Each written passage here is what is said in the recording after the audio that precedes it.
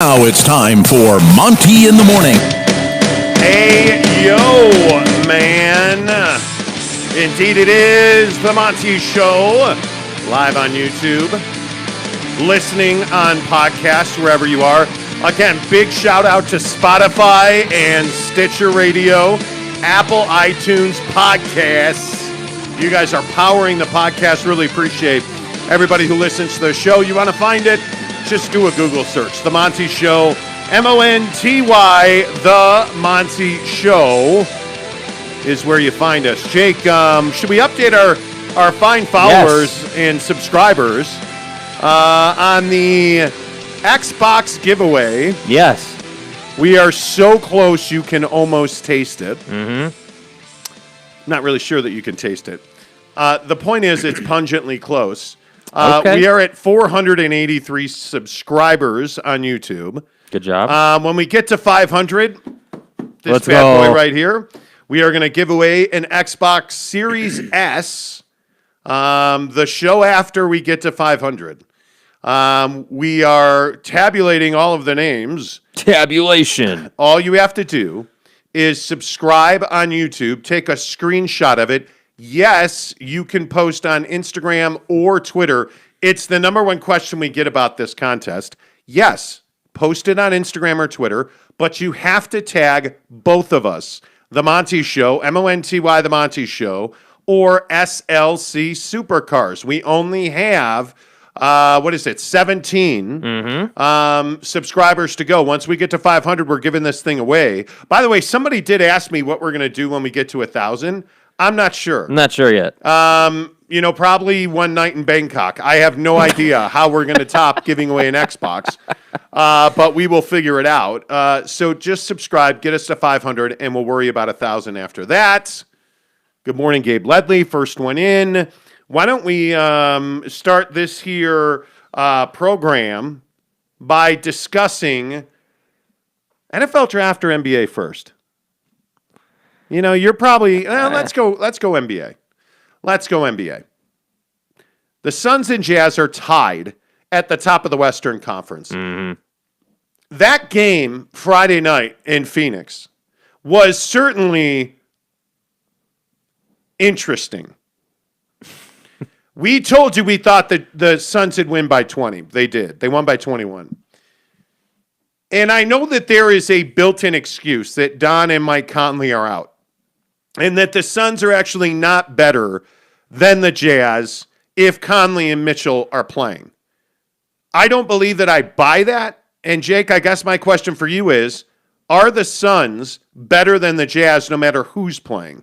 Yeah, I think that the Suns are a team that you know, they're in position. They've earned the right to say that, hey, we're just as good as you, if not better. They won the matchup earlier this year when both teams were 100% healthy. They obviously won this past Friday night when the Jazz weren't 100% healthy. So I guess my question just simply would be, what right do the Jazz have to say that they're better than the Suns? I mean, you're tied on top of the West right now.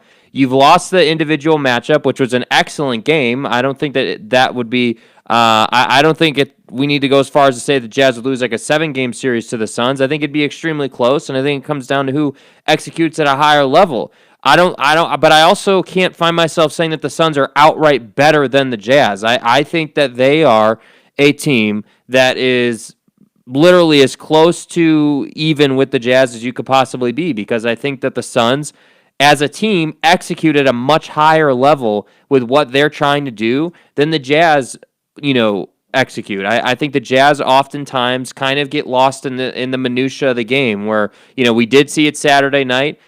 We definitely saw it Friday night, and we've seen it many times this year, where the Jazz just kind of turn off mentally on offense. It turns into pick and roll constantly, and the ball just kind of stagnates. That's what happens. And so for the Suns, you don't often see that. What you see with the Suns is a lack of quality in their bigs. DeAndre Ayton drops the ball a lot. He's a soft defensive player. You've got guys like Kaminsky who are also soft. You've got Sarge who makes a nice play here or there, but really isn't super impactful. So to me, I guess, long story short, I feel like the Suns and the Jazz are about as even as two basketball teams could be. That's what the numbers have shown us. That's what the season rankings has shown us, and now they're tied on top of the West.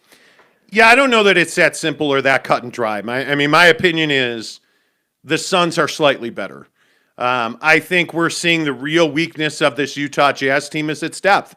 When we're talking about Trent Forrest being some unbelievable contributor and, oh my God, this is amazing that Trent Forrest is, giving you everything that he's giving you, and how are we going to survive without Trent Forrest? Like the Trent Forrest euphoria over the weekend, I don't even know how you explain that. I mean, seriously, I want to be excited about this Jazz team. Trent Forrest is not the straw that stirs the drink right now. Let's relax on that. He shoots something like 20% from three. He's a turnover machine right now. He has a nice play here and there. If Mike Conley's healthy, Trent Forrest doesn't play at all. So, to me, he's not quality depth. Right. And I know that the Jazz media are all over Trent Forrest. My God. Okay, cool. We get it. You need fans. The truth is, Trent Forrest should not be playing for this team. And the thing that really worries me about the Utah Jazz right now is that you're seeing overexposure starting to, dampen the quality of play from George Niang, who's no longer a minivan, he's a Yugo. You're starting to see that guys like Rudy Gobert, I don't know if Rudy's 100%. My guess is he's not. Nobody is probably at this time of year. But why didn't he start the second half against the Phoenix Suns on Friday night? That's one of the true mysteries of the world, the pyramids, and why didn't Rudy Gobert start the second half against the Suns? Like, but in all seriousness, I don't understand some of these rotations. Yeah. And your question about whether or not in our pre-show meeting behind the scenes, nobody ever sees. One of the things I thought was so interesting was your point about are the Utah Jazz playing to win the second seed? Yeah. Are they doing all that are the Jazz doing all that they can do to win the number one seed? No, I don't buy it. I don't think that they are. I think, you can. This isn't even just about the on the floor product or the rotations that Quinn's running out there. Again, I always like to bring back the mentality in the trade market and at the deadline and all that, because even earlier this year, and we talked about it specifically on this show many times, if you were really trying to be the number one seed, if that was your stated goal this year, based on what you had done in the first half and where you were at the trade deadline, you would have been going and getting guys. But you didn't do that. And that's why I think for this organization right now, at least for the front office squad, I think it's acceptable to be the number 2 or not that I think this would happen, but even the number 3 seed. I think that they're saying to themselves, okay, we want to be in the top half of the Western Conference, and we want to get to the postseason, and that's good enough for us. And what I'm telling you is that if you ask Quinn Snyder or any of these players who play on a nightly basis, any of the usual suspects we always talk about, that's not good enough for them. And that's why I think that it's unfortunate that Quinn has to play around with this lineup the way he does, and he's got to roll out guys like Forrest, and he's got to roll out guys like Oni, and these oddball young guys who really shouldn't be seeing any minutes right now. He's forced to play those because the front office hasn't given him much to work with from a depth perspective. So are they trying to win the number 1 seed? No, I don't think they are. Conversely, the Jazz are definitely trying to win the number 1 seed. They have been battling. I think they've been trying to prove a point since they went 8-0 in the bubble and didn't get anything for it.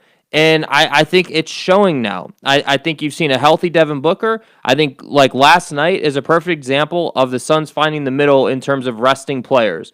Right? You don't see Chris Paul missing games the way Mike Conley misses games. You see Chris Paul being load managed, and he's playing in the high leverage situation in these games, but then they're resting him when the Suns are up by like 10 or 15. So, no, I don't think that the Jazz are trying to win the number 1 seed. I think they're just trying to get to the postseason, and that may be the biggest problem that they have out of anything happening to them. Yeah, and I also think that I think you have to give the Suns credit because they're doing what the Jazz want to be doing. They're just doing it better. The Phoenix Suns are a team that is load managing CP3 in the game. He's playing. They're load managing him. Whereas the LA Lakers, I think the Lakers are in real trouble, and we're going to talk about that in a minute. this LeBron ankle situation, his comments after the game, that tells you that there are cracks in the facade of the LA Lakers. I look at the Utah Jazz. I think they're trying to find ways to win games. I think one of the real takeaways from this weekend is that Bogdan Bogdanovic wants to dunk on people. I mean, it's cool. I want to be a multi-billionaire. That's never going to happen. And Bogey's not dunking on anybody either, right? I mean, he's not. He tried. That didn't Many go times. so well for Bogey Bogdanovic and stuff. He got rejected at the rim trying to dunk on somebody against Toronto. But I love that he's being aggressive to the basket. I love he's attacking the paint. I love he's playing with his back to the basket. What I don't love is he is flexing this wrist that he had surgery on. And the wrist is a real issue. And I think as the season's gone on, that wrist is bothering him more than anybody wants to talk about. Now, nobody asked him about it, but my guess is, when nobody's listening and he's just talking to himself and, I don't know, whoever he talks to, my guess is that he is admittedly struggling with this wrist injury he had. And I think it's still a thing, and it's going to be a thing. Yeah. I think it's why he's not shooting well. Yet, when he goes to the basket, he's a player that contributes quite a bit. So I actually feel really good about what we saw out of Bogdan Bogdanovic this weekend. Yeah, I thought against the Raptors, he looked great, man. He made his shots. I mean, he basically, you said it while we were, so we go to this Raptors game, Raptors Jazz on Saturday night. We're sitting there watching this game, and it's in like the third quarter, and he's got like 26 coming out of the first half, and you were sitting there saying like he's been their offense tonight, like he's the answer. And I have to agree with that. I mean, you look up and down the box, and what do you see? Bojan's the only guy that's got even close to anything that you would talk about the next day. So yeah, I like the aggressiveness. I think that the wrist thing, it's really interesting. I feel like it's an issue where it doesn't hurt him all the time, but you can clearly see that it's like a nagging thing. It's not like he's in severe pain, I don't think. But I think it's enough of a problem where he thinks about it, he messes around with it while he's waiting for the ball to be brought up. Like it's just a thing for him. So I don't know. I struggle with the idea or using the wrist as an excuse for his inconsistency as a player this year, because I am a big believer in the idea that if you are out there, you have to live up to the expectation. Like if you're going to be out there and you're going to play with it, okay, well, either way, you got to produce. And so if you're hurt, then sit out. So I don't think that he's really hurt. I just think that it bothers him a lot, and it's a mental thing for him. Yeah, and I'm not using it as an excuse at all. Right. I think Bojan's finally found a level of comfort with his back to the basket. I think certainly driving, running the floor, I think he's found that level of comfort. Yeah. But there is a reason that he is hesitant to shoot threes. I gotta say, I'm also really impressed with and you were kind of talking about the back to the basket game. I was really impressed with some of the shots he made, rolling over his left shoulder in the middle of the paint. Those were highly contested shots, and they were pure. So I like that he's developing that game as well. Yes. And I guess if you're a Jazz fan, the point that I'd be trying to make here is that, yes, they're hurt right now. Are they going to win the 1 seed? I can't definitively say that right now. I think this team is kind of adrift right now, and they're just trying to survive. Either way, they're going to be a top seed in the West, and I think if you can have a really hot bogey going into the postseason, you should be in pretty good shape to make a deep run. Yeah, and I think he's pivotal because, again, I'm not trying to be a jerk about this, and I know I've taken a lot of heat on Twitter and in our YouTube comments over this, but you can't count on Mike Conley. Mm-hmm. And I think you need Bogdan Bogdanovic to step up and be a number one. He has the talent. Maybe he doesn't. Maybe his ceiling is not a number one. They need him to be a number one. And I think when we talk so much on this show about Donovan Mitchell needing a running mate, this is what I'm talking about. Donovan Mitchell needs this Bogdan Bogdanovic. My question is this who he is when Donovan Mitchell gets back? Which, by the way, he's going to be out another week. We found out Friday night. So Don's not close to returning. They need Bogdan Bogdanovic to continue this style of play. They need Mike Conley to get back and be healthy. And my point is, if you are the Utah Jazz, you cannot continue to count on Mike Conley. You need Jordan Clarkson to give you more. I look at Clarkson's numbers against Phoenix. 29 minutes, 12 points, 3 of 15 from the floor. He's out of gas, it looks like. Yeah. I mean, that's all you can say. I look at, like they're trying to find ways to get Ersan Ilyasova involved, and he's just not giving it to him. I mean, he's making threes. Yeah. But, I mean, defensively, he's not been as good as I think they thought he was going to be, Jake.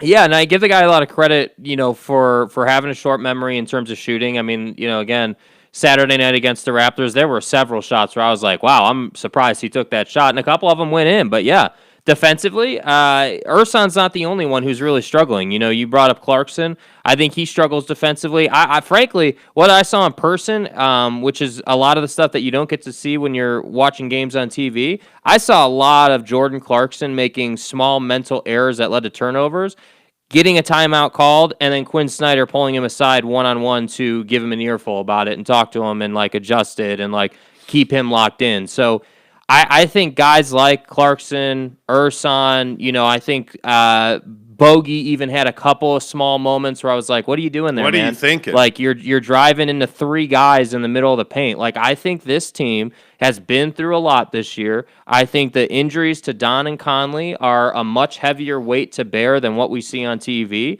And I think sometimes that can wear you out mentally. Yeah. And I think this NBA season, man, while it's 10 less games, this might as well be a 100-game NBA season with how much of a grind it's been. But I don't even know that that's the bigger issue to me. I think the bigger issue, frankly, is that you don't have depth on this team. And you have these guys that you're trying to plug in, and you're trying to make like you have depth. But just because you play doctor doesn't mean you are a doctor. And it's one of these things where you're going to have to find somebody, and it's George Niang. You're asking George to stretch out and play more and do more. He's not capable of that. He is a 9th or 10th guy off your bench that's a three-point specialist. That's who George Niang is. And we've seen that when you press him into starters' minutes and you ask him to get to the basket, sure, he can do that once or twice early, but that goes away completely. Yeah. And then he's on the perimeter, he's shooting threes because that's what his top end is, right? Whereas a Bogdan Bogdanovic is a guy who you can ask to get to the basket, and he's really worked on it.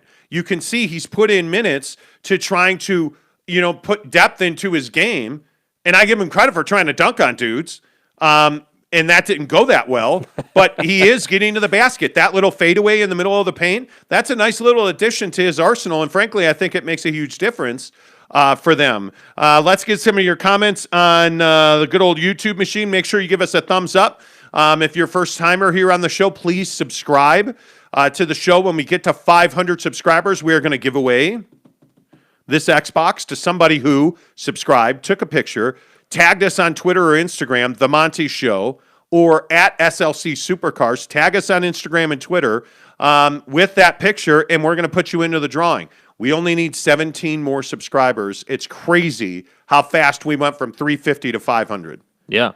We are pushing 500 quickly, so subscribe. Sean Mierzinski, good morning to you, man. Appreciate you being here. Morning, guys. Lakers are in serious trouble. My God, they are. 100% agree. LeBron, after the game last night, it did a couple of things. He admitted that his ankle is really sore, and you can see he's not able to jump. He is not able to shoot well, and they're really having to limit his minutes. And I will just say, why are you playing LeBron James at this point? So that's one thing. But then he also, I'm not going to say it's perplexing why he said it. LeBron came out and heavily criticized the NBA about the play-in tournament. Well, it doesn't matter at the end of the day if I'm not, 100% close to 100%. It don't matter, where we land, So, that's my mindset. And, if this happens to we end up at 6th or 5th or whatever the case may be, or if we end up in the playoff, whatever that thing is, whoever came up with that shit need to be fired. But whatever. Okay, so it was sliced bread before the season, but now that you're going to wind up in the play-in tournament, somebody needs to be fired for that. Whatever. Yeah, right? I mean, come on, bro. Come on. I actually love the play-in tournament. Mm-hmm. Everybody but LeBron loves the play-in tournament. Mm-hmm. So I thought that was interesting. But yeah, Sean, I think the Lakers are in real trouble. I think you're getting really good performances and real good grit out of guys. I mean, I think Kyle Kuzma is developing. We're starting to see that he is a knockdown three-point shooter when he gets it in rhythm, in the rhythm of the offense. When you ask him to play off the dribble, he doesn't shoot as well. But you're seeing Anthony Davis rounding in the form. I think you're seeing that Andre Drummond is exactly what they wanted him to be. It means that you don't have to play Montrezl Harrell 30 minutes a night. Like you're starting to see that this team can play, and then LeBron shows up and they're just garbage again. Mm-hmm. I would rest LeBron. I would not play him. I would not be playing LeBron right now. He looks terrible on that ankle. Yeah, what's so funny about this whole thing is that, the concern was, man, is Anthony Davis going to blow out his Achilles? Is this a major injury waiting to happen? Should we rest him the rest of the year? Should we just call it a year for AD? And it turns out that Anthony Davis is fine. I mean, legitimately, he looks good. It doesn't look like this Achilles thing is an issue. Like, everything's cool. And then you've got LeBron, who is really struggling. For LeBron, I think the struggle right now is that he's not 25 anymore, man. This is where the playing as an older player comes back to get you, because Absolutely. Healing from injuries, especially high ankle sprains where you legitimately almost broke your leg, like that is a gnarly ass injury. And so I think if you're the Lakers, it's not worth, getting a crappy LeBron James to make the postseason this year when you just won the NBA Finals. Like, I know you're the Lakers, but don't be stupid with this. You've probably got 2 really good seasons with LeBron left. Like, you want to maximize those as much as possible. Do people know what a high ankle sprain is, by the way? I don't think so. It is where the 2 bones that make up your lower leg pull apart and almost break. Ugh. But they don't break, and that's why it's a sprain. It stretches out the ligaments. This is nothing to play Gnarly, with. dude. Ty says, not such a good morning after all, I guess. I guess Bogdanovic should just quit. Why not retire like Aaron Rodgers? Okay. Nobody. Okay. See, and this is what Jazz fans do. Okay. So what I said was, Bojan Bogdanovic is never going to be a number 1. Right. That I didn't say he sucks. I didn't say he should retire. I said he's never going to be a number 1. They need him to be. Actually, what they need him to be is a full-fledged number 2 who can score with Donovan Mitchell. But when Don gets back, Bojan's not going to do that because he's not going to have the volume of touches it takes for him to get to 30 points. Why is that the end of the world? And Aaron Rodgers is not retiring. We're going to talk about that in a minute. Ty also says, I don't know what it's going to take, Monty, for you to say something nice about Bojan Bogdanovic. What are you talking about right now? Dude, you didn't get enough sleep last night. That's what this was. You didn't get enough sleep last night. And I just gave the guy credit for developing a mid-range and post-game.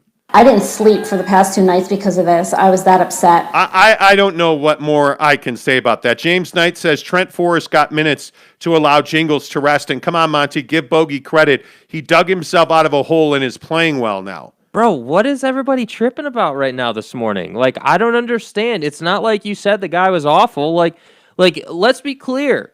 On any team, on any postseason contender, any team that's got NBA Finals aspirations, Bojan Bogdanovic is not a number 1 option. He's not. Bogdanovic is a number 2, or on a really, really good team, a number 3. And when I say he'd be a number 3 in a really good team, think about it this way. Like, think about a team like the Lakers or like the Clippers or like even the Suns, right? Who have two horses leading their team, who are legitimate all-stars every single year. Don't give me the Mike Conley crap about how he was an all-star this year. He's not an all-star every year, so I don't count him. But you know what this is? This is the Rudy Gobert conversation. Yes, Because you're talking about the Suns, Devin Booker and Chris Paul, even though Devin Booker's an all-star. I don't think anybody doubts that. How he doesn't anyway. Point is, you have 2 superstars, in my opinion, in Devin Booker and Chris Paul, that are solid gold, no question about it. They could start on any team. Right. Ask yourself this question. Is Conley a starter on any team? No, he's not. Is Donovan? Yes, he is. Where does Rudy Gobert fit into this conversation? Because I don't think Rudy Gobert is a number 1, no doubt about it, superstar on any other team but the Jazz, who build their defense around him, which is A, why I think they're struggling a little bit right now. But B, I don't think that Rudy Gobert is a foundational piece on any other team. I really don't. He's great. He's a good fit, but he's so limited offensively. I mean, so limited offensively that you're desperate to get him the ball, and guys won't give him the ball. They won't. Because they don't trust him. And that's why I say we can sit here and we can romanticize the $200 million contract. And, like I saw a bunch of people tweet at me when he put a shot into like the 8th row the other night. Okay, that's cool. He blocked a shot. Maybe try to keep that ball in play on a team that's struggling against the Toronto Raptors. Thank God. By the way, Kyle Lowry didn't play. Yeah, I was gonna say we can't skip over the fact that you don't have Kyle Lowry, you don't have Gary Trent Jr., you don't have Boucher, you don't have all these guys, and they still struggled to beat the Raptors. So the point. And by the way, Pascal Siakam, dude, what are we doing with Pascal Siakam? I mean, this guy was garbage against I don't the know Jazz. where Siakam went, dude. I really have no idea. He's turned into a guy who likes Pascal Siakam a lot. That's who Pascal Siakam is. Yeah. But anyway, my point is, you have a team that fell apart in the fourth quarter in the Toronto Raptors, thankfully. What happened when the Raptors went to L.A. last night? Kyle Lowry played, and they were unbelievable. Did anybody notice Fred VanVleet the other night just getting whatever he wanted in the first 3 quarters of this game? Yep. I'm telling you that Rudy Gobert is an issue. He is, in my opinion, a roadblock to a championship for this team because you cannot count on him offensively. You said it 10 times against the Raptors. They're playing 4-on-5. They are. They are. Dude. Why did he not start the second half against the Suns? Am I the only one who thinks that there is... Are you telling me the guy was in the back burning a deuce? Dude, what was he doing? So here's the thing. It's one of two things. Now, here's my case why I think it could be injury management that they're not talking about. So before the game, he came out very late in warmups. Before the Raptors game. Before the Raptors game, he did not come out till probably 7-8 minutes left in pregame shoot around. And then he looks fine. So then I was like, okay, well he's not hurt. He just who the hell knows what he was doing? But he looks 100% to me. And then the second half thing happens where Quinn doesn't start him in the second half. And what I say to that is, no offense to Rudy, the guy doesn't have a damn place in that game against the Raptors because the Raptors play small and they run fast. Neither does he have a place against the Suns. But here's the thing with the Suns. At least he can match up with DeAndre. Yeah. But the Suns, again, just like other good Western Conference teams, we talked about this 1,000 times, they will figure out how to get the mismatch. By the way, did you see Rudy Gobert almost literally, not exaggerating, almost break his ankle with the one-on-one with Devin Booker in the corner? So I'm just telling you, that's what we're talking about. Teams are going to find a way to compromise Rudy Gobert, to get him in situations where he's going to get taken advantage of. Kai says, you're crazy. Bogdan Bogdanovic starts on any other team in the West. He would be a number 1 on the Suns. You don't watch Suns basketball, then dude. You don't know the Suns. Who are you taking out of the Suns starting 5 to put in Bogdanovic? So I'm taking Chris Paul. I'm taking Devin Booker. I'm taking Mikal Bridges. I'm taking Jay Crowder. And I'm taking DeAndre Ayton. All those guys I'm taking over Bogdan Bogdanovic simply because when the Jazz are healthy, Bogdan Bogdanovic does not get the volume of looks that he's getting now. He's putting up 30 a night because he's getting more opportunities. And that's fine. It's not a criticism, but that's just what it is. I guess the question is Torrey Craig or Bogdan Bogdanovic? Well, everybody on this show in the comments is going to say, oh, it's Bojan without a doubt. But if you go on YouTube and you watch Torrey Craig as a Sun right now, he's giving you a ton of defense, and he's giving you buckets when you give him the chance. And the nice thing is that Torrey Craig understands his role, which is, hey, I'm not going to get the ball out on offense, but I can get some opportunities if I play really good defense. And so I look at Bojan, and he's not a guy who plays elite defense. He does the best that he can, but the fact is he's not athletic enough to stay with most guys that he would be matching up at his position. So the point is that, listen, you guys can be upset with us about the Gobert thing. You can be upset with us about the Bogey thing. The fact is I would just like people to answer this question. When was the last time we were wrong on the Jazz? When was the last time we told you something that wasn't true about the Utah Jazz? We told you that they would get their ass handed to them by the Suns, right? I said they would lose by 20 in Phoenix. And what happened? They lost by 21. So my point is that whether we're talking Conley constantly getting hurt, we're talking about on a game-to-game basis what's going to happen. We're talking about how teams are going to use and abuse Rudy Gobert because he has zero offensive game. Whether we're talking about the fact that it's Don and everybody else, go back and listen to the tape. We're not telling you things that are outlandish. They may sound outlandish to you, but when you actually go and you watch the game, you will see the things that we're talking about are on point. Mr. Mitch says, wouldn't Rudy Gobert be the clear number one in Denver? Okay, bro. Okay, so over who though? If over who? He's saying that's over Jokic. No. That's what that comment is. That's insanity. I mean, hey, clarify if I'm wrong. I hope I'm wrong. And I love Mr. Mitch. I love you, dude. He is a diehard Chicago Bear fan. He is a diehard Jazz fan. I get it. There's not a chance in the world that Rudy Gobert is starting over the MVP to be in Nikola Jokic. He's not starting over Michael Porter Jr. He's not starting over Aaron Gordon. Like, I just don't understand. I don't understand that comment whatsoever. Yeah. James says, come on. James Knight says, wasn't Rudy a 2-time Defensive Player of the Year and an All-Star? Come on, please. He starts on any team in the NBA. I'm telling you, with that contract, half of the teams in the NBA would not take that contract. They won't sign him. 2, I just pick the best teams. Is he a starter on the Lakers? No, not over Anthony Davis. He's not. Sorry. Over Andre Drummond and Anthony Davis together with LeBron James? No, he's not.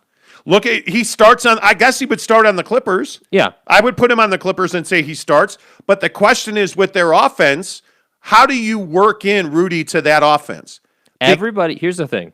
Everybody wants to say, oh, well, he's a multi-time Defensive Player of the Year, and the Jazz broadcast is going to say soon to be 3-time Defensive Player of the Year. Cool. We get it. You can play defense. That's not the issue. I'm not saying the guy can't play defense. What I'm telling you is that in the postseason, and you guys are gonna come to learn this. In the postseason, when it's half-court basketball, Rudy Gobert does not have a place on offense. He's going to set picks, and that's it. He will disappear. And the only points he gets, and we can go down the box score if you want to go down the box score, but the other night he's got like 8 points or whatever it was and 15 boards. When's the last time a $200 million player, seriously, a $200 million player for your franchise, a building block of a franchise, when was it acceptable to give me 8 points and 15 boards as a big who has no offensive game, who as a big is a defensive-minded player? That is not good enough, bro. That is not. Like 13 and 16 when I would say probably at least 10 possessions. Offensively, 10 possessions, Fred VanVleet was guarding him in the post on switches. I mean, he gets no respect. I look at Giannis Antetokounmpo and DeAndre Jordan trying to guard him. So what did Giannis do? He started shooting mid-range jumpers and making them. That's what you need out of Rudy. Any kind of jumper, any kind of push shot, hook shot, something that doesn't require a layup or a dunk. And Rudy's a different, more dynamic player. I know we argue about Rudy Gobert on this show. It seems like every day. I don't know how to rationalize this. I can't for the life of me believe that Jazz fans are willing to sit here and say that Rudy Gobert is the guy that's going to like take him to a championship or like is this amazing player. He is an elite defensive player. He is by most people's standards the best defensive player in the league. Okay, that's not in dispute. I need you guys to understand that I'm not saying that he can't play defense. But what I am saying is that find me a big in NBA history who is a championship caliber player who only played defense. Find me that guy. Who is that guy? Is there a guy even in the NBA at any position who only played defense and won championships? Oh, yeah, I know his name. His name is Shane Battier, and he guarded Kobe. He guarded the best players on the other team, which is not something that Rudy Gobert can do. But if I look at the guys that are Defensive Player of the Year, overwhelmingly, they are not NBA champions in that year. Like, if you look at Giannis won it last year, didn't win a championship. Rudy didn't win a championship. The exception, Kawhi Leonard and Draymond Green, right? And what can they do? They both score a lot. And Kawhi Leonard plays an incredible all-around game. Joakim Noah, no. Marc Gasol, no. Tyson Chandler, no. Dwight Howard, no. Kevin Garnett with the Celtics in 07-08, there's your exception right there. But what did he have? In all around, and he had an incredible mid-range jumper. Game. You had to respect the elbow jumper out of Kevin Garnett. Yeah. It's rare that a defensive player of the year is also an NBA champion in that same year. It is exceedingly rare. And I'm telling you that it's cool that Rudy wins defensive player of the year, and that's all well and good. They are not a championship team this year. And a lot of it is because they play 4-on-5 offensively. And those slip screens that Rudy tries to catch and the lobs, in the playoffs, that lob is not going to be there. It's not. If you look at the way this West is built and how difficult it is to win games in the West, I'm telling you, it's not going to be there. LVL307 says, Ben Wallace, sure. Great example. James Knight says Rudy's D triggers offense that doesn't show up in the box score. Okay, even if that... I love this argument. Even if that's true, that isn't Rudy Gobert contributing on offense. And you can talk about how he blocks a shot or he changes shots or forces guys to take threes so there's long rebounds. And I hear this a lot. Well, he forces guys to stay out of the paint. Guys are not staying out of the paint on Rudy Gobert. You need to come around on that. Go watch the Raptors game. It's on YouTube. They're attacking the paint. They're not staying out of the paint. When the Jazz lose, what stat do I always tell you to look at? Points in the paint. Who dominated points in the paint in the Phoenix game? The Suns did. That's the issue that I'm telling you. It's great he's the defensive player of the year. It doesn't mean he's a lockdown defender. It just doesn't. And his $200 million deal makes it difficult to get out from under that. You have to, at some point, keep it real. And I'm telling you, this team right now in the Utah Jazz is not built to win a championship. It's not. It's Donovan Mitchell and everybody else. When he gets back, you watch. Mark my words. It's Donovan Mitchell and everybody else. And you can't count on Mike Conley. There's a volume of Jazz comments here, so I'm just going to read them. Brandon Whiteside says, good thing they have AD, the Lakers, who is good for 7th or 8th seed. Without LeBron, they're nobodies. Totally agree with that. Yeah. He also says, what would happen if Book and Paul were out versus fully healthy Jazz? Come on, it's brain science. How do Here's the difference, though. They're not. They're healthy. They're playing the game. Mike Conley is hurt. There is no what ifs in the NBA, bro. There is no what ifs. Hey, what if, Mike? What if? Let me give you a what if. Let me give you a really good what if. What if the Jazz hadn't invested in Mike Conley, who rarely plays 70 games in an NBA what if the season? Jazz had drafted Devin Booker like they should have? Well, why does Devin Booker go off against the Jazz all the time? Why he takes it personally? Why is it that since Royce O'Neal talked a bunch of garbage to Book on the floor, that Book has made it a vendetta to go after Royce O'Neal and the Utah Jazz? Because Book took it personally when they didn't draft him, and they should have. Why are you investing in a guy in Mike Conley who doesn't stay healthy? Never stays. But if Mike wasn't hurt, you have Mike Conley, you have to believe he's going to miss 25 games a year. The numbers say he will. It's not just this year. Again, man. I think here's a theme that I'm just noticing, in several of these conversations we're having this morning. Jazz fans, don't just read the tea leaves. Don't just see, he's going to be defensive player of the year. That means he's an elite player and you guys are wrong. Don't just do that. Go in, take your time, watch the film, watch what happens. You have to watch the details of the game to understand where we're coming from on this stuff. And whether it's Mike, whether it's Rudy, whether it's the fact that this team turns into Don and everybody else when Don is playing. And again, that's not even a criticism of Donovan Mitchell. I'm not going to blame the guy for putting up 40 a night. That's definitely not happening. But my point is that any of these topics we talk about on the Jazz, these don't just come out of us just sitting here saying, well, how are we going to piss off Jazz fans together? We woke up today. How are we going to piss Jazz fans off today? These are takes coming from a position of, hey, here's what we're seeing. This is why it's happening, and whether you like it or not, we're going to talk about it. Well, and I think the other thing you could do is don't even listen to us. Look at the facts. Look at history, because the best indicator of future performance is past activity, right? So if you look at recent NBA champions, what was unique about the LA Lakers last year winning a championship? Well, beyond the fact they did it in the bubble, they actually had a big man that led them to a championship. How rare is that recently? The Lakers had one, yes. The Toronto Raptors, 7-touch bounce off the rim by Kawhi Leonard, right? That's Kawhi Leonard is what won them a championship. Wasn't it big? The Golden State Warriors, best shooting, front court and back court in the history of the NBA, right? All of their guys shoot threes. Iguodala hitting big shots. Clay and Steph, they're not built on a big man, right? They're not. So if you go to the Cleveland Cavaliers, LeBron James, not built on a big man. Golden State again. San Antonio, not built on bigs. They're built on Kawhi Leonard in a team game. And you go back to really be built on a big man, you got to go to Tim Duncan's years of winning championships with the Spurs, right? If I go to the Miami Heat, LeBron and Wade, what I'm trying to tell you is go back through history. Go find me the teams in the last 10 years that were built singularly around a big man like Rudy Gobert and show me the championship that was won in that formula. Because you can't. So some people are going to say, "Oh, well, the Miami Heat team had Chris Bosh. Ain't they built around Chris Bosh?"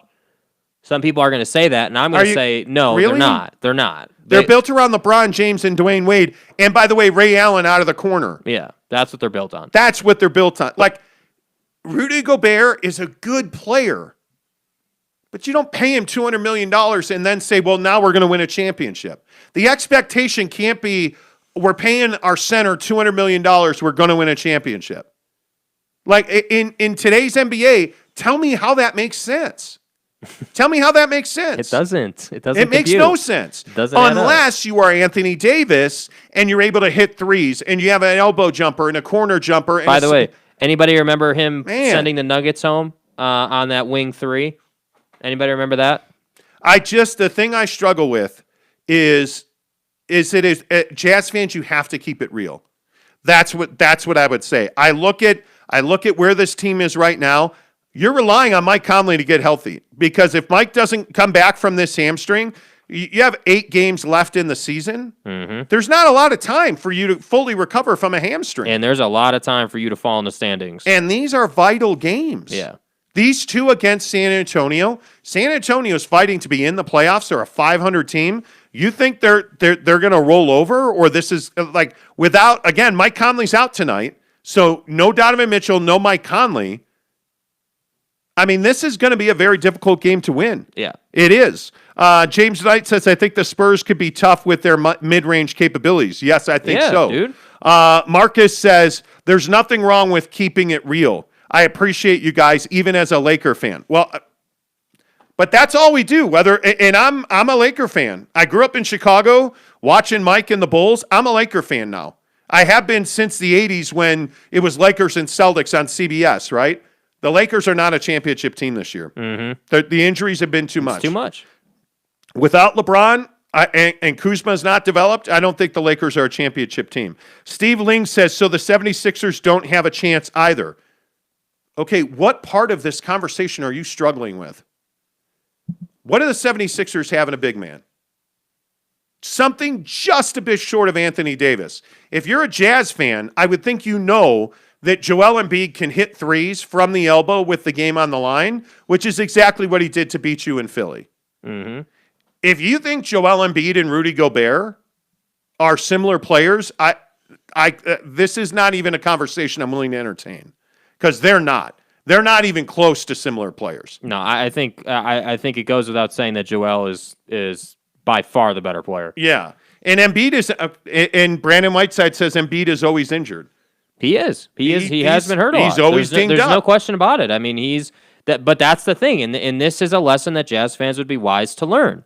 You can't have a lot of your team invested in guys that get hurt a lot. I mean, again, Joel Embiid is an MVP candidate when he's healthy. The issue is when he's healthy, right? So you're talking about the Jazz being built around Donovan Mitchell, Mike Conley, and Rudy Gobert. Okay, Don hasn't been hurt a lot in his career. I'm not going to sit here and say that Don Mitchell is a injury-prone player, but Mike Conley is definitely an injury-prone player. There's no doubt about it. You knew that when you signed him, and you still didn't add depth. That's the thing you're not going to be able to get around. Dude, you got two weeks left in the season. Yeah. I mean, And I look at Joel Embiid, and no, I actually don't think they're championship quality. I think they have a better chance in the East. They would have no chance in the West, in my opinion.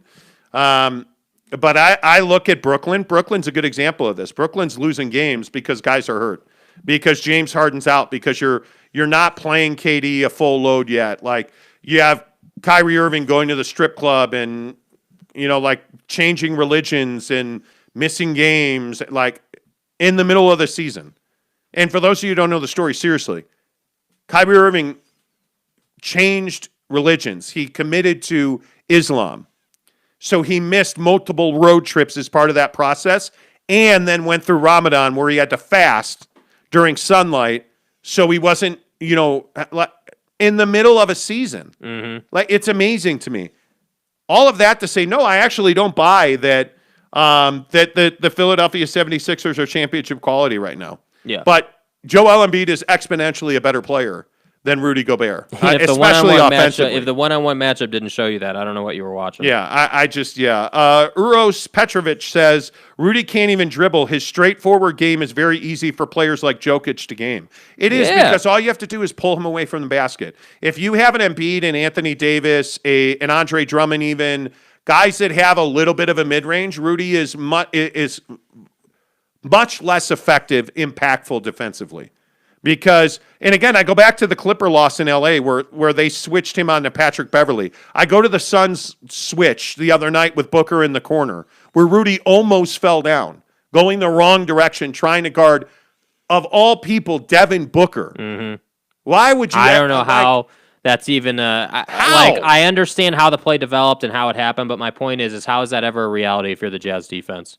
That can't ever happen. And the other thing I'd point to, too, for the Jazz fans that are dying on the hill of Rudy Gobert is this amazing player. What happened in that Clipper game at the end of the game when the Jazz needed a rebound? Kawhi Leonard out-rebounded Rudy Gobert, and they lost the game.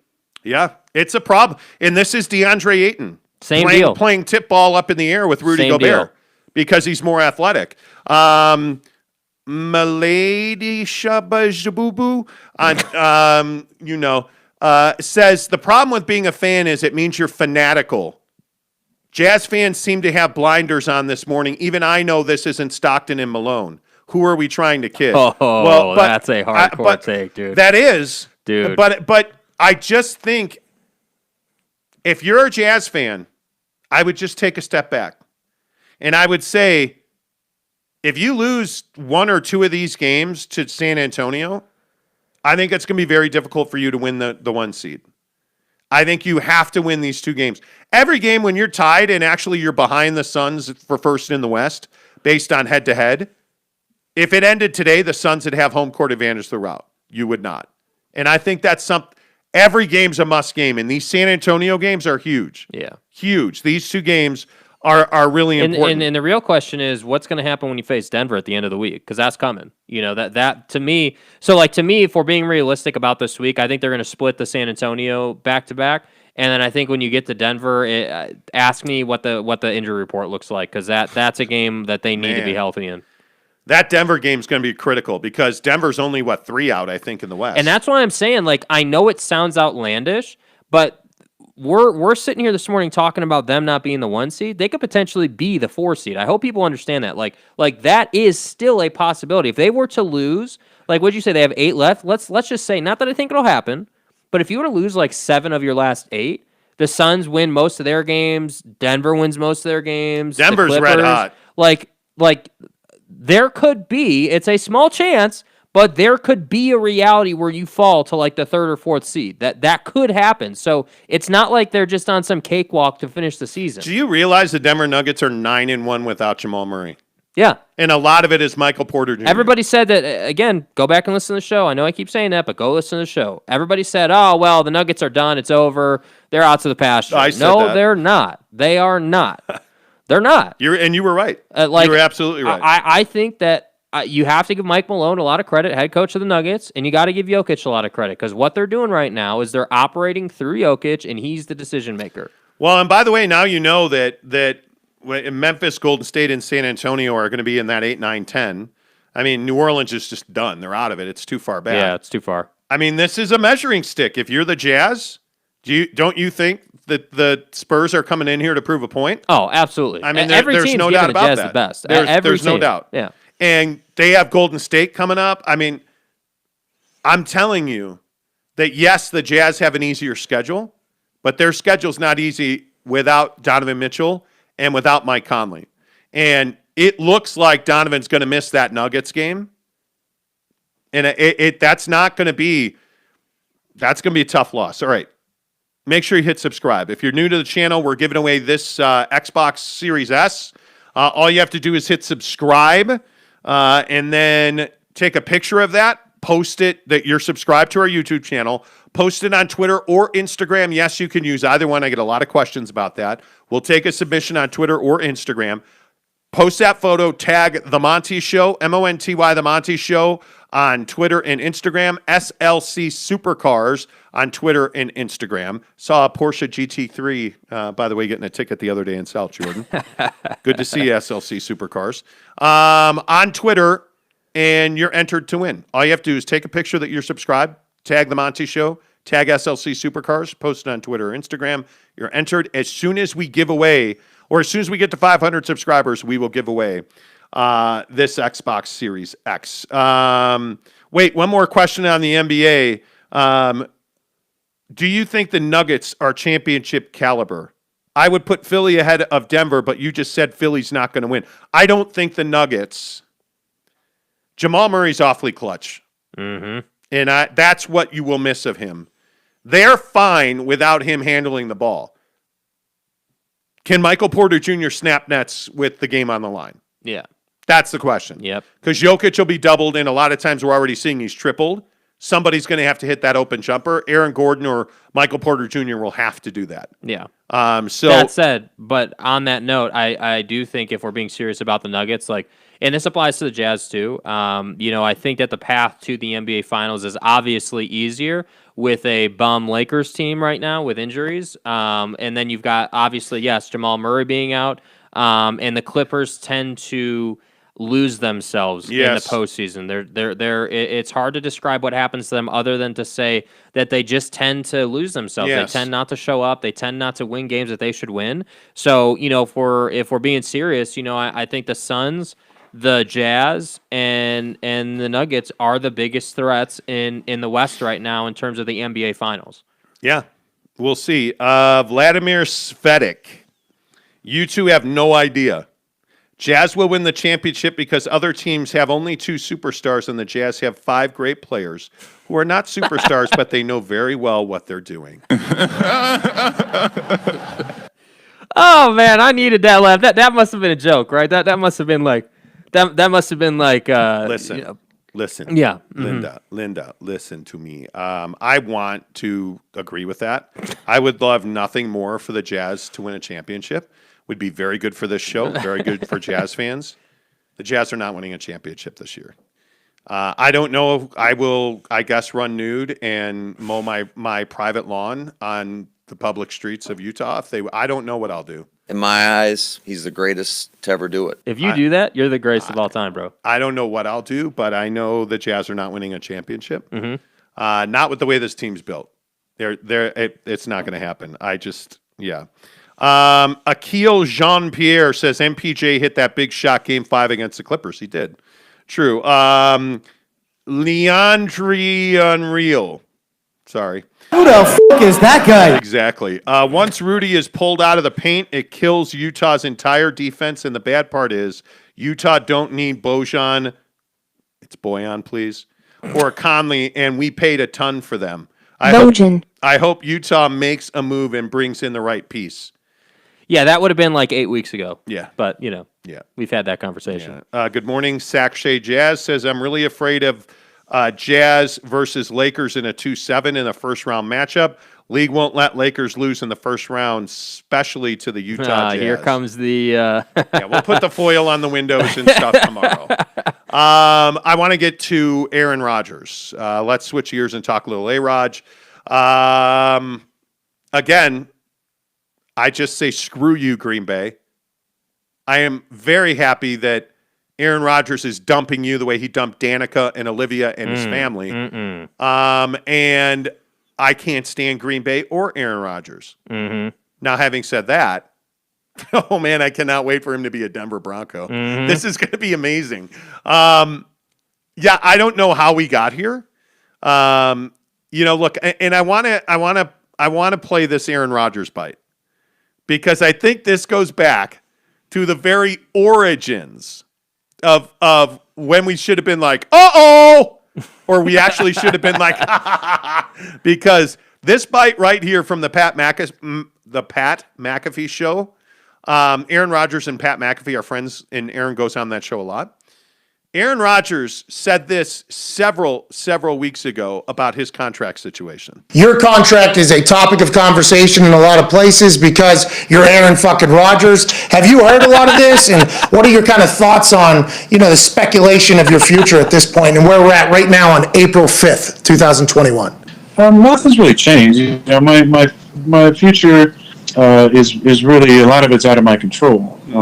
That's why I mentioned using words like a phrase like "beautiful mystery," because it is quite uncertain which directions that things are going to go. All I can do is play my best, and I feel like last year I did do that, and may have thrown a wrench into some timelines that may have been thought about or desired, but ultimately, things haven't really changed on that front. Whoops. Aaron Rodgers just said right there on the Pat McAfee show that, me playing well and winning the MVP probably is not what Green Bay had in mind or had hoped for, which I think is great.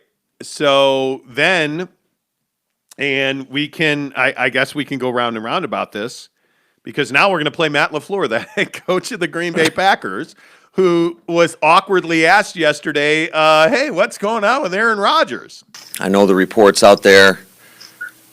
I mean, this guy is our quarterback, man, and he's our leader of our team, and I want nothing more than to see him back in a Packer uniform. And, we've been able to accomplish a lot of great feats over the last 2 years, 2 straight NFC championship games. I know the seasons haven't ended the way we've wanted them to. But in my eyes, he's the greatest to ever do it. I don't care about Super Bowls or whatnot, but we want him back here. Okay. Matt LaFleur, the head coach of the Green Bay Packers. Hey, man, he's not going back to Green Bay. Aaron Rodgers. Aaron Rodgers is not retiring. Stop talking about Aaron Rodgers retiring because it's not happening. The guy, do you realize if Aaron Rodgers retires, he has to hand the Green Bay Packers a check that will likely be $30 million for roster bonuses and incentives and He ain't doing that. prorated, signing bonus. He's not retiring. He's going to be a Denver Bronco. We all know that already, right? This is so amazing, and I am so happy that the Green Bay Packers suck on the level that the Bears do at this point. Because here's my simple question that I'll ask, the same one I asked on Friday. How do you screw up Aaron Rodgers? How do you screw up? Now, Deshaun Watson screwed himself. We're going to talk about that in a minute. How do you screw up guys like Deshaun Watson never wanting to play for you again? And in Green Bay, it's how do you screw up Brett Favre's exit? How do you screw up Aaron Rodgers' exit? Green Bay, Mark Murphy, this 100% on you. Yeah. You created this problem. You facilitated this broken relationship. You are the one, as management, who has an MVP, an all-time great, arguably the best quarterback who's ever played in your franchise, and he doesn't like you, and you're not listening to him, and he doesn't want to play there anymore. That's you. Whatever. Your job is to keep your top performers healthy and happy and wanting to be top performers wearing your uniform. That's all you have to do with Aaron Rodgers. And then just send him out there. Maybe go get a weapon on the outside instead of drafting his replacement. I don't know, like you did to Brett Favre when you drafted Aaron Rodgers. I don't give a baker's fuck. And now he's going to be a Denver Bronco. It'll be cool to see him wandering around the AFC West. Here's what's going to happen, Tonto. Maybe because that means the Bears have a chance to go to the playoffs and win the North. How do you screw this up? How do you screw this up? I am amazed by this. You know how all this started? All of this started, what was that, 4 years ago, 3 years ago, before Jordan Love was on the squad. Before the year before that draft, when Aaron Rodgers started complaining about the fact that they don't draft anybody because Jordy was always hurt, and you had all these guys who were older guys, and you weren't stockpiling skill position players. And then when Aaron Rodgers went to you, much like Russell Wilson and the Seahawks, when Aaron Rodgers went to you, then you said, hey, you can go and do whatever you want. You're an employee. We've heard this term, employee mentality. That's how they've been treating him. Hey, you're nobody. Fake it that you give a damn what Russell Wilson says. Just say, hey, you know what, Aaron, why don't you come in? We'll show you the draft board. We really want to hear what you have to say. Like, even if you don't believe any of that Listen, I'm not promising you we're going to take the guy you want us to take, but, man, you know what? You're the best quarterback in the NFL. You're the leader of this team. Of course we want your input. Come on in. Let's spend the day going over things. Well, let's talk about it. I'm a good listener. Right? Like, how hard is this, man? This is not that difficult. Oh. If you look at the teams that are historically mediocre, and with all due respect, I'm a Bears fan, Green Bay. Green Bay's been pretty mediocre the last decade, right? Aaron freaking Rodgers should have won more Super Bowls than they have. You're Aaron fucking Rodgers. Right? Like, has he performed at the top of the game? Not in the playoffs, he haven't. I totally get that. He's the MVP of the league. Ask Scotty Miller how Aaron Rodgers did last year. Oh, my God. Like, seriously. Anyway, the point is, I don't know how you screw this up. Yeah, I really don't know. Dude, you screw it up by being selfish. You screw it up by having it's the classic pride issue of any manager, whether we're talking the National Football League or otherwise. Even in life, we all know that manager who you work under, who doesn't give a damn what you think. They just want you to put the numbers out, and they're going to do whatever the hell they want. Even if you have a valid concern about whatever it is that you do, they don't really care. All they want to do is they want to make the money, and that's it. And Aaron Rodgers is in a unique position where he's definitely a Hall of Famer. He's an MVP. He is a one-time Super Bowl champion who should be like a four-time Super Bowl champion. And now he's in a position of leverage, and he knows that. They know that, and so now he's going to do what he wants to do. Where do you think he ends up? I mean, I look at the Deshaun Watson situation. Adam Schefter, ESPN, NFL insider Adam Schefter, says that Deshaun Watson is likely not to play this coming season. Which I think makes total sense unless somehow he's miraculously able to settle all these suits, which I think is probably going to happen. But if I'm Deshaun Watson, I'm showing up and I'm playing. Although he may be suspended, who knows? Yeah. The point is, if you're Houston, you're not even in the conversation for Aaron Rodgers. No, I think on a very surface level, the Aaron Rodgers he's not going to have the option to go anywhere in the NFC. That's just not going to happen. And I think in terms of AFC teams, I mean, I think there's a lot of options. Obviously, the Raiders had been in that conversation, but I think here's the thing with the NFL. I think you never really know who's having meaningful conversations and who's not. Until it comes out. And so that's why I say, like, when I say that I don't really know where he's going to wind up, yeah, Denver's the sexy pick, sure, but who's to say that the 49ers and Kyle Shanahan don't get an fire lit under their ass and go after him, if you're the Green dude. Bay Packers, the 49ers allegedly, according to sources, have already called the Green Bay Packers and offered. If you're the Green Bay Packers and you trade Aaron Rodgers to Pat, please. If you are the Green Bay Packers and you trade... You're Aaron fucking Rodgers. ...to the 49ers, I mean, there is no hope for you. They will burn Lambeau Field to the... Well, they won't because Packer fans are soft. Anyway, the point is, you cannot trade him to the 49ers. They're one of your historic rivals. Like, you can't trade him in the conference. Whoever came up with that shit need to be fired. Yeah, like, you can't do that. Trade him to New England. I don't care. Just don't trade him in the conference. Idiots. Idiot. Like that's Brett Favre ending up at the Jets. Okay, cool. But where did he end up after that? The Minnesota Vikings. Yep. Right. That'd be Aaron Rodgers, Pat. You're Aaron fucking Rodgers. Playing for the Chicago Bears, Let's which you and I both know can never happen. I hate him. Funny, when he puts on a Bears uniform, he's the best quarterback that's ever done it. I like him a lot more in a Bears uniform. Yeah, I mean, anyway, the point is, yes, I would sell my soul to have Aaron Rodgers as our quarterback. We, the Chicago Bears. You're not, right? He's not going to Houston. I think there's only a couple places he would agree to go. Right? I certainly Denver's one of them. But if you're the Green Bay Packers, don't you call Seattle and be like, "Hey, bro, can we get some Russell Wilson if we give you some Aaron Rodgers?" Like, hello, we are not available now. Please leave your name and phone number after the beep. Call somebody who needs a quarterback. Now, Aaron has said it's Raiders, Broncos, or 49ers. That's it. Right? If I'm the Raiders, yes, I'll take Aaron Rodgers. Give me some Aaron Rodgers. We're going to win the AFC West with Aaron Rodgers. Well, they'll think, but then they'll realize they suck at the draft.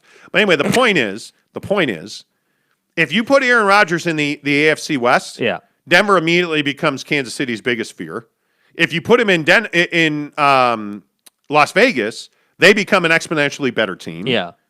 And I think if you put him in San Francisco, they're going to win a Super Bowl. Agreed. You know, like if I am the Green Bay Packers, I'm not trading him in the conference. I just think that the biggest thing here when you're talking about who he's going to go to is because he's Aaron Rodgers, teams are willing to do anything. The 49ers will. Like the 49ers clearly are not married to Jimmy G. Trey Lance is a guy that needs to be developed. You can't tell me that those two guys, if you said, hey, we'll give you Aaron Rodgers, but we're going to need Jimmy G, Trey Lance, and like a bunch of draft picks. All right, cool. We'll see you later. Let's get it done. If I'm the 49ers and they want Jimmy Garoppolo and they want a haul of picks, do it. Aaron Rodgers, he has 3 more years left. Hey, Aaron, come here. We're going to pay you. By the way, you're going to be the center of our franchise. You're a god around here. It's Aaron Rodgers Stadium at Levi's Park and stuff. You're Aaron fucking Rodgers. Come be our quarterback. You're going to be the center of our universe. Just saying. Hey, by the way, here's Trey Lance. Will you please help us develop him? In my eyes, he's the greatest to ever do it. So let's do it, right? Like, I mean, but if you're the Packers, you can't let that happen. Yeah. Right? You just can't let that happen. You know what I mean? Like, it's just not possible. So, anyway. I just throwing that out there. How is that even possible? Yeah, if you're the NFL, do you suspend Deshaun Watson? Yeah, you have to. I think you probably do. You have to send a message. Without question.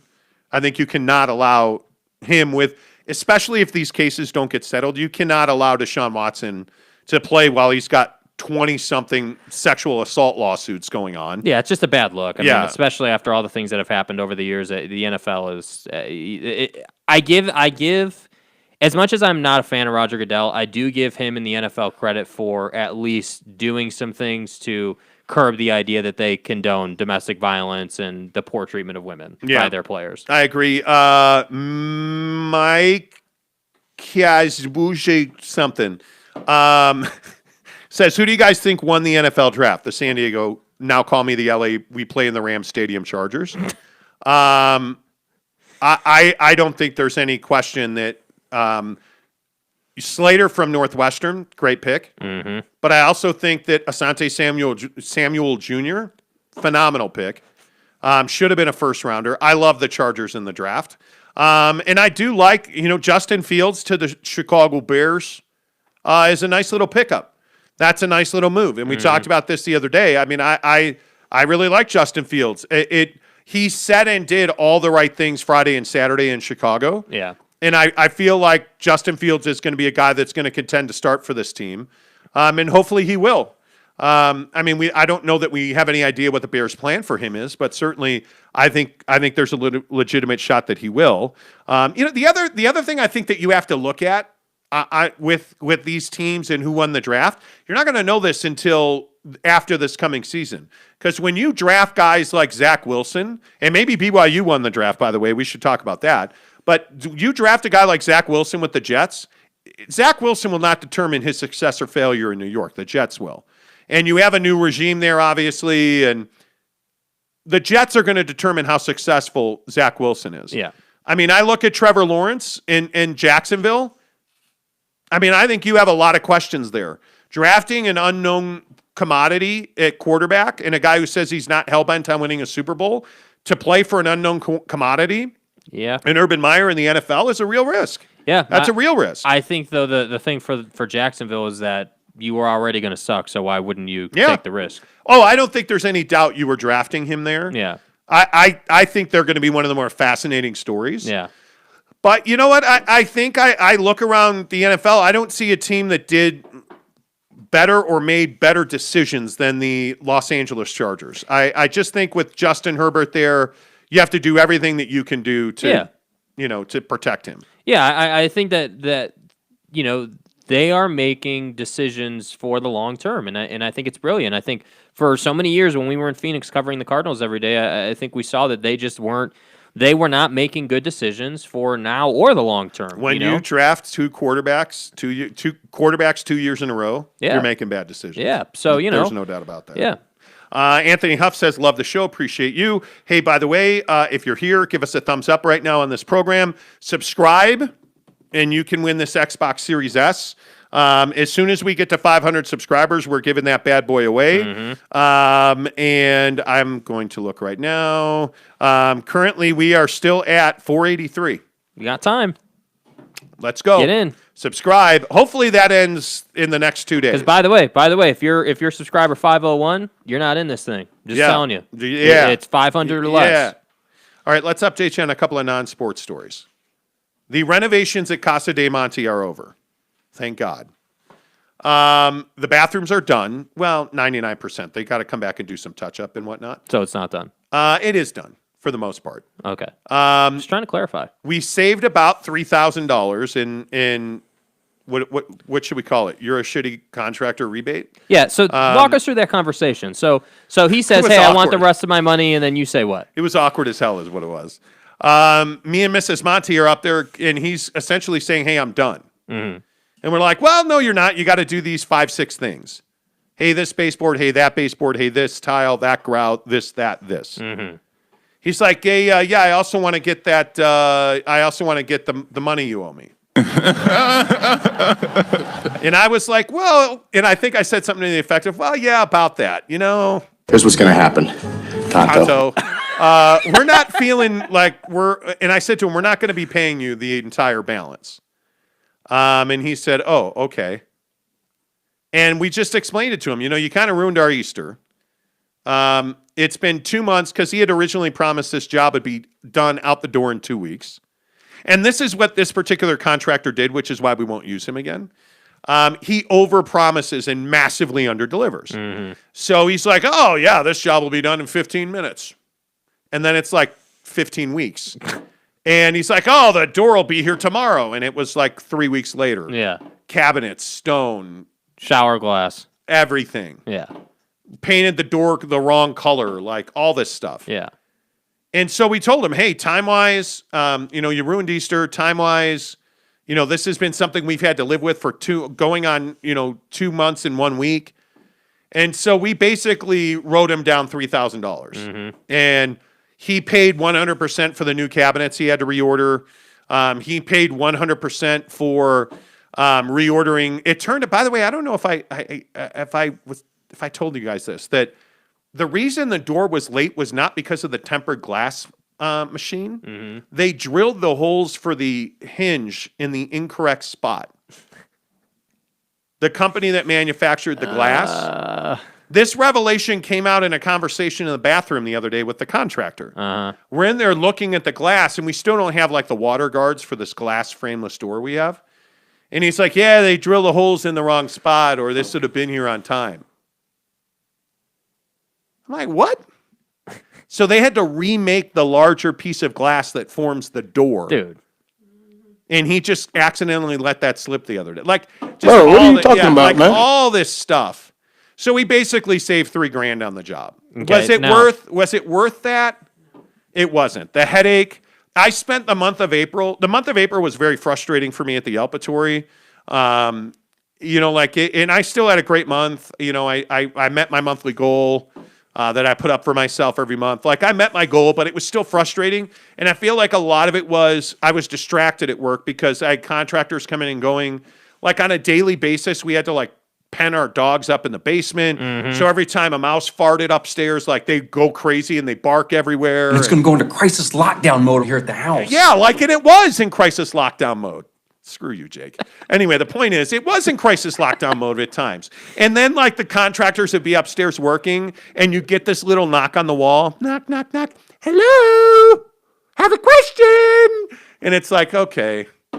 So then you got to get up, you got to put a mask on, you got to get your fat ass out of the chair and walk over this mini wall that we built so that the Cujos don't get loose. Like, it just was a distraction. Yeah. And I'm glad it's over. Yeah. And I would love to renovate much more. I'd like to replace all my floors. I'd like to have the entire house painted. Nah, not right now. We're going on vacation in November. Mm-hmm. Maybe we'll do it while we're on vacation or something. Like, I don't know, man, but not right now. Yeah. Not right now. Like, I just need a break. I need to get back to being, $1 million pimp. Like, I just need to, like, I don't know if I've ever been $1 million pimp. You see, I'm a guy of simple taste. Yeah, hose and wings. Anyway, the point is... shoe walls. Yeah, there you go. There you go. And, by the way, the shoe wall is done. So, if you follow me on Instagram... Wait, you don't follow me on Instagram? What is wrong with you? If you follow me on Instagram or Twitter, I think I tweeted the picture as well. Mrs. Monty did a really nice thing for me. She bought me these shoe boxes, these plastic shoe boxes. I have a really large foot, which means exactly what you think it means, that I buy large shoes. Whatever. So, exactly. They don't all fit in a normal shoe rack. I wear a size 15 shoe. Oh! My mind is blown! That was your mom's reaction. Anyway, the point is, I wear a size 15 shoes. So my wife did a really nice thing for me. She bought me 66 of these extra large shoe boxes that you stack on top of each other, and we made a shoe wall. Well, I made a shoe wall. And we did a really nice thing. We took all of my empty Jordan boxes and we put them around and framed the wall. And my idea. My wife's like, oh, the shoe wall looks great. When are we going to get rid of all these extra boxes? And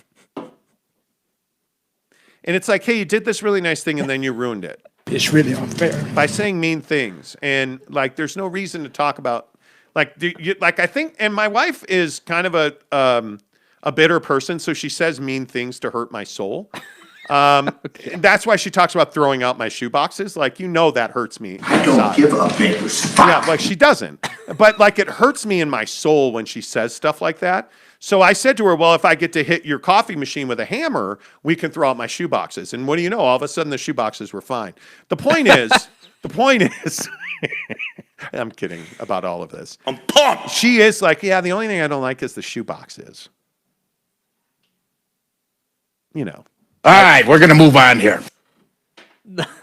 We're keeping the shoe boxes at this point. Cody Strickland says, good morning, guys. Hope your family is well. Crazy how the NBA standings are now LOL, and LeBron is not a fan anymore of the play-in. Yeah, funny how that works. Whoever came up with that shit need to be fired. Mickey says, what do you think your total investment on Jordans is? Oh, God. 20,000? How is that even possible? I don't know. Wait, didn't it turn out we have Well, think about it. 42 pairs of Jordans. 42 pairs of Jordans. I think we have... Call it 200 apiece. Usually they're right in that ballpark. If they're less than that, they're only 190. So you do the math. Yeah. I don't want to do the math. I don't want to know the number. And then I think if you look at my Air Max 90 collection's going up, It's probably 10,000, dude. Yeah, Legit. it's probably 10 grand. It's probably 10 grand. 10 grand. Yeah. And I have about 70 pairs of shoes. So I'm not close to 100, so I've got plenty of room to go up. Even though I only have 10 boxes that are empty. And actually knowing one's coming, actually 2 pairs are coming. So it's 8 boxes. So do you think we'll get to 500 subscribers first, or you'll get to 100 pairs of shoes first? Well, at the rate we're going to get to 500 subscribers long after I get to 100 pairs of shoes. Mm-hmm. 484, there you go. Anyway, what else? Was that it? I guess that's it. BYU recruiting, I guess. I mean, 12 guys in the NFL draft. Utah had none. Yeah, well.